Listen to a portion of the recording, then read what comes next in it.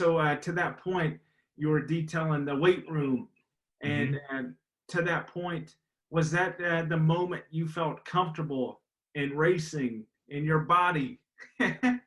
Yeah, I would say it was an uncomfortable comfortability because I had yet to understand my body. Going into my senior year, that's when I really started understanding what my body could do because then I kept growing. So I went from 5'9" my junior year to I think 5'11", 5'10" and a half, 5'11" going into my senior year. Just so you know, now I'm 6'1". So I just kept growing. So I understood what my body was doing. I understood what my body could do. I understood my advantage point. I knew that I had a second gear that a lot of people didn't have.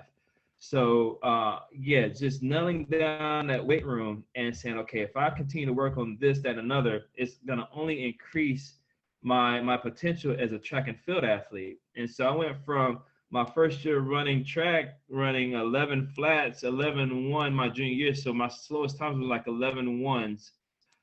And then my senior year, I was running 10-2s. And again, a lot of that credit was being in the weight room. And then, of course, suffering some conditioning practices, but that's how it goes in track and field. I hear you, man. So with you being from North Carolina, I can relate because I was raised here uh, Yeah, in Morganton. You know where yeah, Morganton? yeah. Oh, yeah. But to that point in high school, when did Appalachian State start calling you, man, to recruit you? Yeah, so honestly, it wasn't, how can I put it? It was like I was getting letters and calls from colleges, but Appalachian State really didn't come knocking on my door until a childhood friend of mine, Brian Billings, he was actually up there for a football recruiting visit. And he was up there with his father. And so they're at halftime during one of the football games, and he saw a guy walking with an Appalachian State track hoodie on.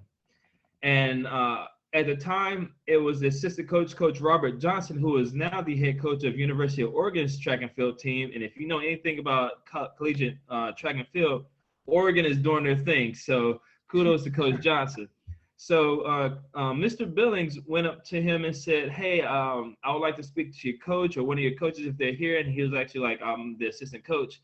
He's like, "We have a diamond in the rough in China Grove." He goes to South Carolina. His name's then they call me Ernie Wiggins. I go by Ernest. That's my government name. But and it was like this kid is he's blossoming into a spectacular student athlete. You wouldn't do wrong by looking at this kid. So I get a phone call from Coach Johnson. He's like, "Hey man, I've heard a couple things about you. I actually started looking your name up, and I see that you were winning races your junior year and stuff like that. So you know, going into your senior year, what's your look on life in sports?" And I told him what I wanted to do. I told him what my goal was. I said, if I just get an opportunity to step on an NCAA track, my goal is to become a legend. I want to become one of the greatest athletes at that college, and not just at that college, but in NCAA history.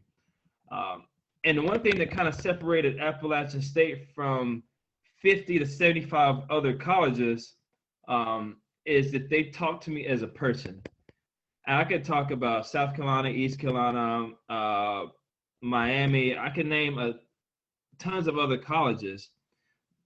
They talked to me as if I was a family member. They would message me to see how I was doing in school. They would message me to see how I was doing in practices and so forth. And other colleges and other coaches were asking, or they would talk to me like, well, when you come here, you're a freshman, you got to run this.